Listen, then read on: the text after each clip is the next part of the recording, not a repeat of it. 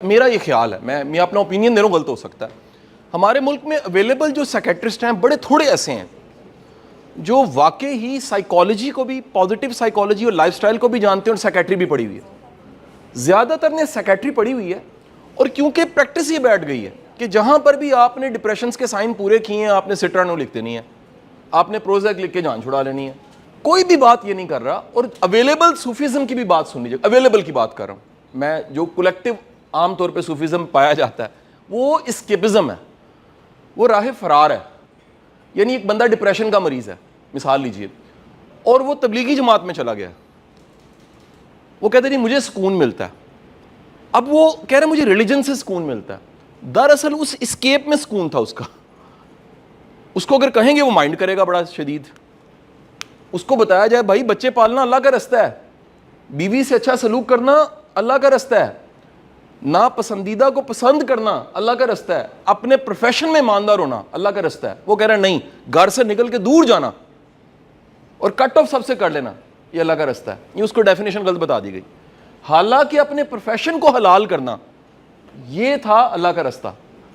سو available دو جو چیزیں ہیں, میں دونوں کو ڈسکریج نہیں کر رہا, کسی کے لیے ہوں گی یہ چیزیں. اور میرا یہ خیال ہے کہ ڈپریشن یا ہمارے جو مسائل ہیں ذہنی بیماریوں کی اور مینٹل ہیلتھ کے جو ایشوز ہیں بہت تیزی کے ساتھ جو بڑھے ہیں, اس کی وجہ رانگ لائف سٹائل ہے.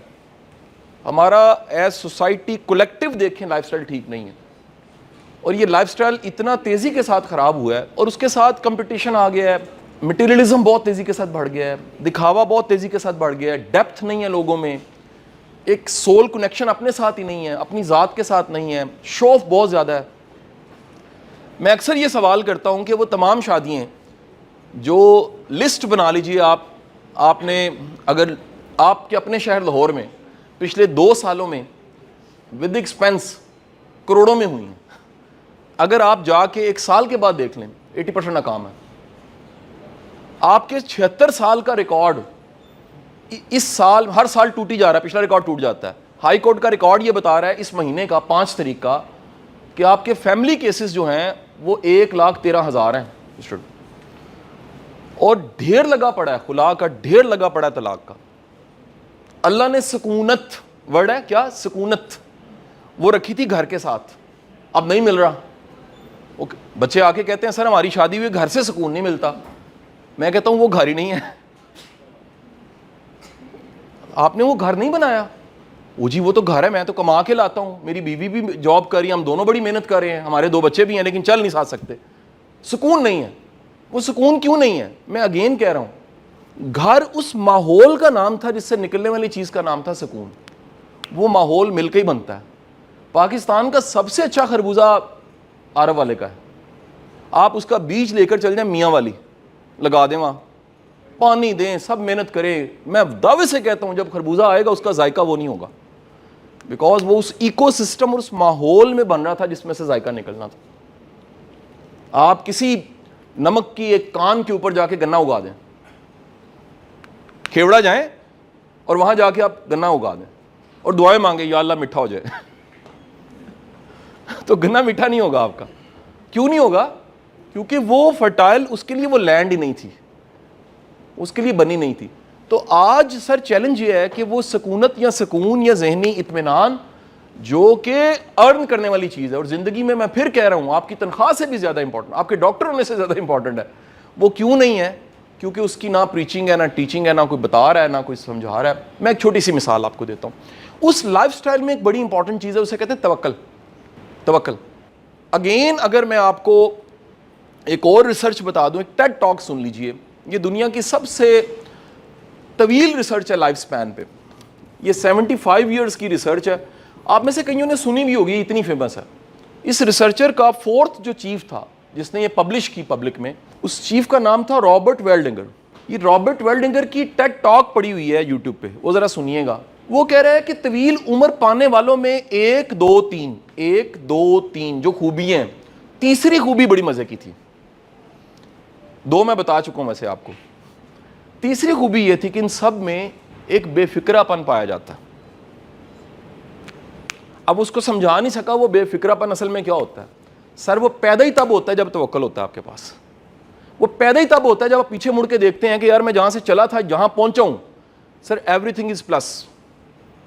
میں آپ کو دعوے سے کہتا ہوں آپ اگر اپنی لائف کو پیچھے مڑ کے دیکھو ہر چیز پلس ہوئی ہے.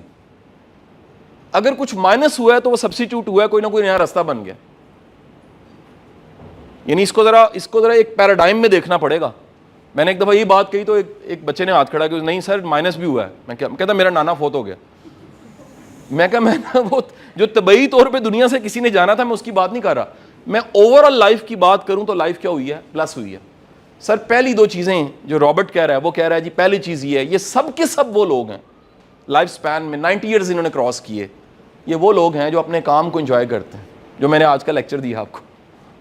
And the second thing is that ان سب کے ازدواجی رشتے اچھے ہیں, ان کا گھر ان کی خوشی ہے. میں کوئی میڈیکل تو نہیں پڑھا سکتا آپ کو, لیکن میں آپ کو 10 فیکٹرز بتا دوں گا, وہ خدا نہ خواستہ آپ یا آپ کے ارد گرد کسی میں بھی پائے جاتے ہیں 5 سے زیادہ بارڈر لائن پہ, اس نے کر لینی ہے سوسائڈ.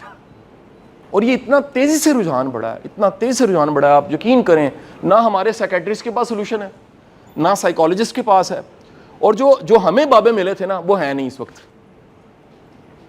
بابے کا مطلب وہ لوگ تھے. میں ایک مثال دیتا ہوں ڈاکٹر صاحب, آپ کا میرا ذوق کیونکہ واصف علی واصف صاحب کی وجہ سے ملتا ہے.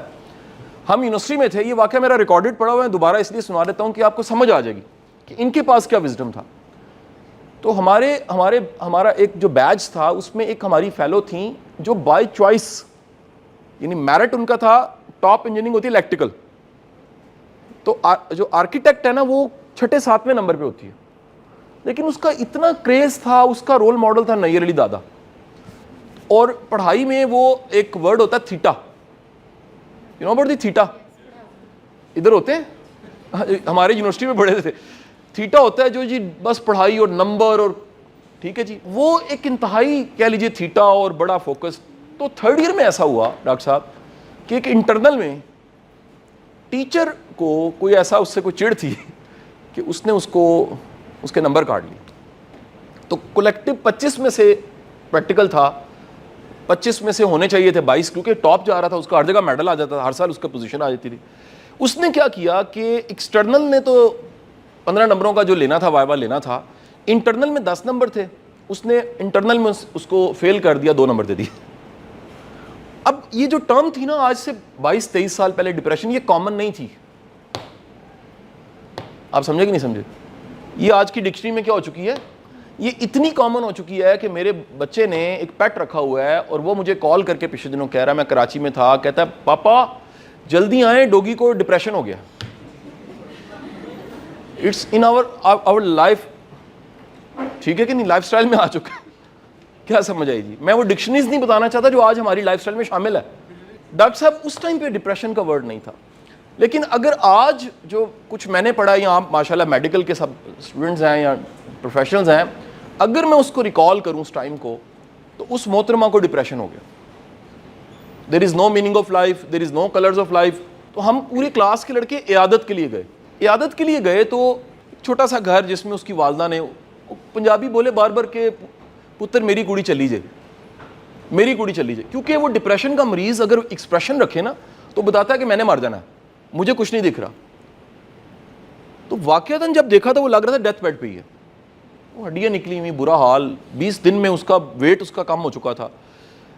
تو مجھے یاد ہے اس زمانے میں ہم لوگ اشفاق صاحب کو ملنا شروع ہو چکے تھے 121 ماڈل ٹاؤن.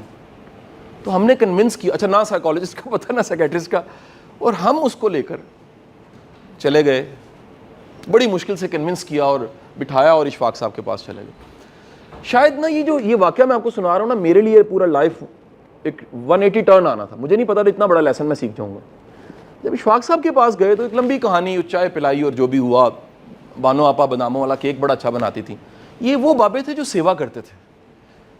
آج کے بابے لیتے ہیں, یہ بابے دینے والے تھے. ہم نے تو ان سے سیکھا جی ڈاکٹر صاحب, ہم نے بانٹنا سیکھا ان بابوں سے.